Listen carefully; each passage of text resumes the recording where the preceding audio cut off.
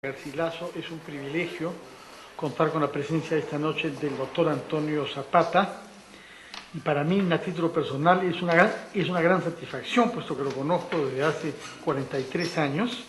Soy, en consecuencia, testigo de su juvenil curiosidad intelectual, enriquecida naturalmente con el paso de las décadas, con un rigor metodológico adquirido a lo largo de sus estudios en la Universidad Católica primero, en la Universidad de París después y en Columbia, donde hizo un doctorado en historia latinoamericana sobre historia urbana de Lima, si no estoy mal informado. El doctor Antonio Zapata ha desplegado su actividad profesional en el Perú, en la Universidad Católica, en la San Marcos también, cuya área de ciencias sociales ha dirigido durante más de 12 años, en la Academia Diplomática del Perú también, y ha tenido una actividad importante para difundir la historia en medios de comunicación, particularmente en el Canal 7, donde dirigió durante varios años un programa de historia que ha marcado y que ha dejado huella, y desde hace varios años también en el Diario de la República, donde tiene una columna los días miércoles, que es sumamente leída porque en torno a mí personas comentan sobre los temas que él aborda ahí. Hoy particularmente hay una columna de él sobre Piérola, porque estamos conmemorando el centenario de su fallecimiento. Sus centros de interés han pasado, abordan tanto el urbanismo cuanto historia social, tema sobre el que enseña como profesor. Luego ha hecho también publicaciones sobre regiones, Ayacucho en particular, sobre temas vinculados al clima, porque se ha interesado sobre el fenómeno del Niño en varios momentos de nuestra historia. Y es conocido por sus publicaciones sobre historia política, pensamiento político en nuestro país. Por eso es que nos complace enormemente que inicie este ciclo dedicado a nuestra independencia, otras miradas sobre la independencia del Perú. Y sin más tardar, cedo la palabra al profesor Antonio Zapata, para quien pido como amigo del Centro Cultural un fuerte aplauso.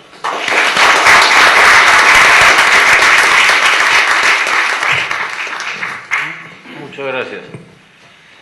En primer lugar, agradecerles su presencia y luego a continuación a Fernando Carballo, al Centro Cultural Garcilaso de La Vega, por la invitación que me permite conversar esta noche con ustedes.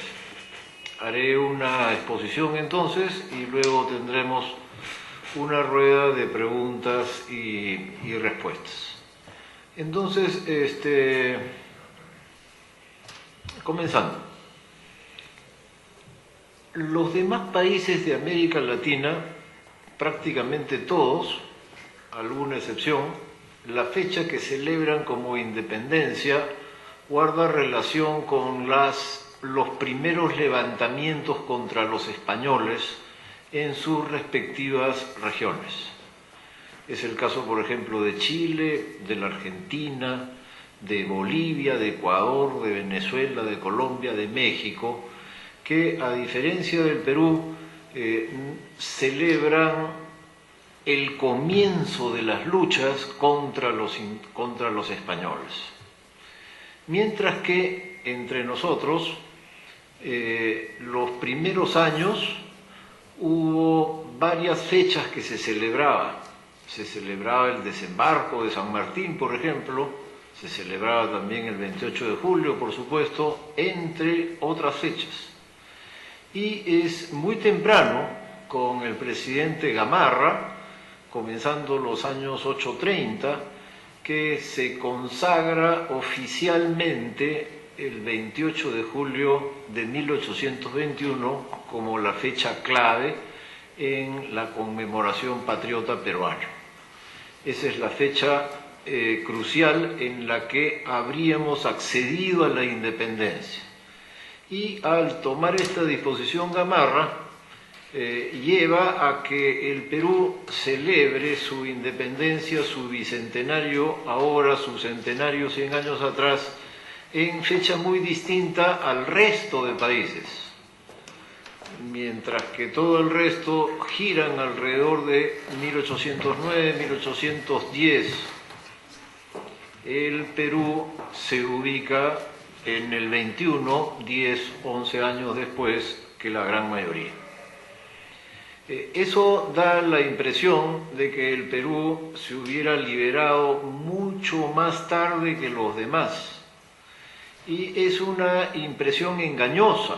Tiene que ver no con los hechos, tiene que ver con las fechas que se han elegido como simbólicas para representar la ruptura con España. Por ejemplo, en el caso de México, acceden a la independencia un mes después que el Perú y celebran, sin embargo, 1810, el levantamiento del Padre Hidalgo, como la fecha que simboliza a México independiente, y por lo tanto ya pasaron por su bicentenario. Hace un par de años hicieron unas grandes fiestas y las pudimos ver por televisión. Eso mismo ocurre con todos los demás. Y marca una diferencia central del Perú. ¿Por qué? Hay diversas explicaciones de por qué el Perú es muy distinto en lo que a fecha se refiere, pero un punto importante es Lima. En Lima es lo de San Martín, es el acontecimiento básico que, digamos, la participación de Lima en el proceso de independencia tiene como cenit, ya que no hubo ninguna batalla en Lima, pues la proclamación por San Martín. Entonces, es Lima lo que se está celebrando. Mientras que si ustedes revisan la fecha en Argentina, la fecha en Chile, la fecha en Bolivia, la fecha en Ecuador, está representando sublevaciones que se apoderaron de la capital de esos territorios españoles, hoy repúblicas independientes. Es decir, la fecha en Argentina es una fecha en la que hay sublevación victoriosa en Buenos Aires. Igual la fecha en Chile, sublevación victoriosa en Santiago. La fecha en Bolivia es sublevación victoriosa en La Paz. Y lo mismo en el caso del Ecuador, es sublevación victoriosa en Quito. Cierto que esas sublevaciones, que son la era de las juntas, luego van a ser derrotadas, pero por lo menos temporalmente capturan el poder en las capitales de lo que luego serán las repúblicas independientes. Mientras que en el caso del Perú, como todos sabemos, en Lima no ocurre ninguna sublevación victoriosa. Las sublevaciones que habrá en el territorio peruano en el periodo de las juntas son todas en provincias. Y este es un punto importante: provincias contra el centro, provincias contra Lima. Son 4 las sublevaciones que hay en el periodo de las juntas en el Perú: 2 en Tacna, Cela en 1811, Payardele en 1813. Y hay una en Huánuco, un caballero apellidado Crespo, y hay la grande, que es los hermanos Angulo y el cacique Pumacahua, que está ahí en Cusco en 1814, se extiende por todo el sur andino, abarca Arequipa, Puno, La Paz, por el norte ocupa también Ayacucho, Huancavelic. Entonces es la más grande, corona las rebeliones peruanas del periodo de las juntas, proclama efectivamente una junta, y no hay ninguna duda, se proclama una junta con ese nombre, y son los hermanos Angulo los que están a cargo fundamentalmente.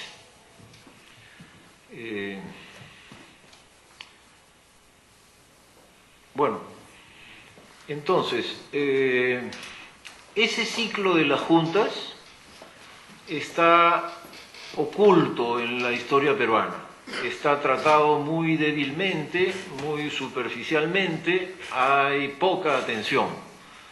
No solamente porque Gamarra hace empezar el Perú por San Martín, con la fecha de la independencia, al definir la fecha de la independencia, sino porque las mismas historias oficiales del Perú o semioficiales del Perú así lo proclaman.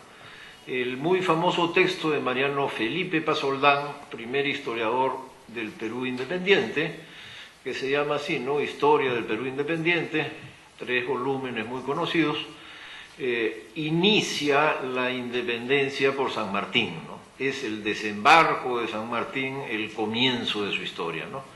Entonces, tanto Gamarra proclamando el 28 de julio del 21 como la fecha cumbre, como las historias antiguas, las historias originales, la de Mariano Felipe Pasoldán, como que inicia la interpretación peruana de nuestra propia historia, ubican el proceso de la independencia dejando de lado la fase de las juntas. Y esto, bueno, es un caso singular. En toda América Latina, más bien, las historias de la independencia que uno ubica en la historiografía de los otros países arrancan con las juntas. En nuestro caso, con San Martín. Bueno,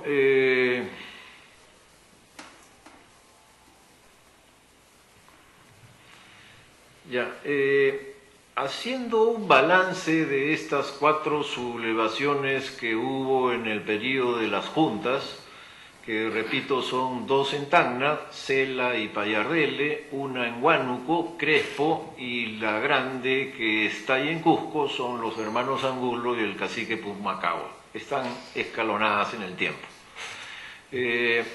Las 2 de Tacna tienen que ver con el avance de la revolución del Río de la Plata sobre el Alto Perú. En una fase temprana de la lucha, los platenses, los revolucionarios del Río de la Plata, querían llegar al virreinato del Perú atravesando las montañas, cruzando por los Andes, venciendo al ejército del virrey en el Alto Perú. Y en el Alto Perú se dan un conjunto de batallas, es bien complicado el proceso de la independencia, hay guerrillas. Entonces, en 2 oportunidades que hay ejércitos del Río de la Plata que avanzan por el Alto Perú, es que ocurren las 2 sublevaciones de Tacna. Tanto Cela como Payardele están vinculados el uno a Castelli y el otro a Belgrano, que son 2 esfuerzos del Río de la Plata por llegar hasta el Perú. Los 2 serán derrotados. Y cuando son derrotados, los 2 movimientos de Tacna se apagan, se extinguen, hay una pequeña lucha, son derrotados. El movimiento de Huánuco es un eco indirecto del avance de Castelli. Se habla de Castelli Inca incluso, ¿no? Hay la figura esta constante de la búsqueda del Inca y se habla del Inca Castelli, pero es una rebelión en la que participan comunidades indígenas, curacas y igualmente criollos de provincia, criollos de la ciudad. Lo mismo ha ocurrido en Tacna con Cela, es un cacique y criollos de la ciudad. Y bueno, ese patrón se repite en la principal de las rebeliones de este periodo. Los hermanos Angulo son un grupo de criollos de lo que hoy llamaríamos clase media, a los que se suma un noble indígena, el cacique Pumacahua, que tenía pues una historia muy singular, porque como sabemos, de joven había combatido a Túpac Amaru. Había sido fundamental en la derrota de Túpac Amaru. Es el periodo de Túpac Amaru, la guerra de Túpac Amaru es una guerra de indios contra indios, con un ejército virreinal pequeño que apoya a una fracción de los indígenas que luchan